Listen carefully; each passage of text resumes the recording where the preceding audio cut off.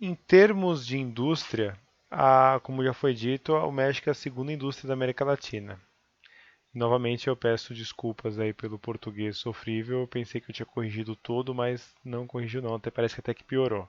Mas vamos lá que vocês vão entender. Petróleo é o recurso mineral mais importante da economia mexicana, sendo o país um dos maiores produtores mundiais, né? Nos Estados Unidos, 16% do petróleo importado vem do México.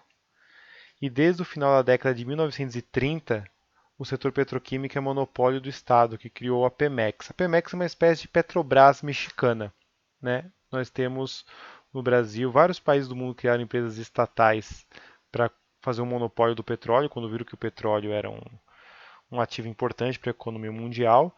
E várias empresas criam. Então tem a Petrogal em Portugal, e assim sucessivamente. A PDVSA no Venezuela, e com o México não é diferente. Então vocês conseguem imaginar, né, uma das economias que mais usa o petróleo do mundo, como a americana, importa 16% dela de um país só, que é o México, seu vizinho ao sul.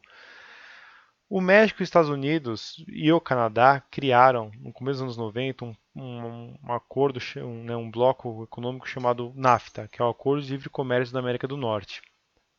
Foi criado em 92 pelos países da América do Norte, vigorando a partir de 94, e visava eliminar as barreiras comerciais entre esses três países. Ele foi substituído em 2018 por um outro tratado chamado USCAN. Né? O Donald Trump, presidente dos Estados Unidos, achava que o NAFTA era ruim e criou o USCAN.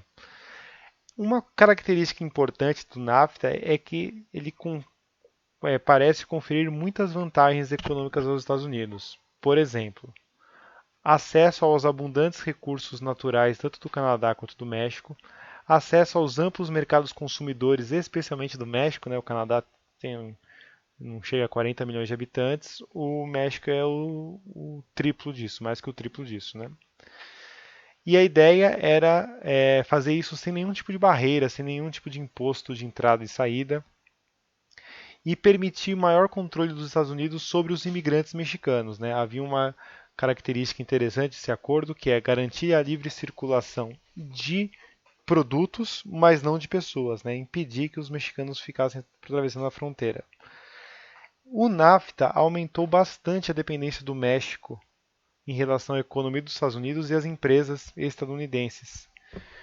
E essas empresas acabaram criando um modo de indústria muito peculiar chamado empresas ou indústrias maquiladoras, que são empresas estrangeiras, no caso do México, sobretudo dos Estados Unidos, que ficam, em sua maioria, na fronteira entre Estados Unidos e México e foram criadas para montar mercadorias cujos equipamentos mais sofisticados vêm das matrizes. Ou seja, as matrizes dos Estados Unidos criam produtos sofisticados, constrói os equipamentos mais complexos de fazer e manda para o México para ele ser montado com mão de obra barata e sem muita reflexão. Né? Então o México, portanto, fornece matérias-primas e mãos de obras baratas, né? Matéria-prima para construir a peça e mão de obra para montar as peças e resultar num produto final.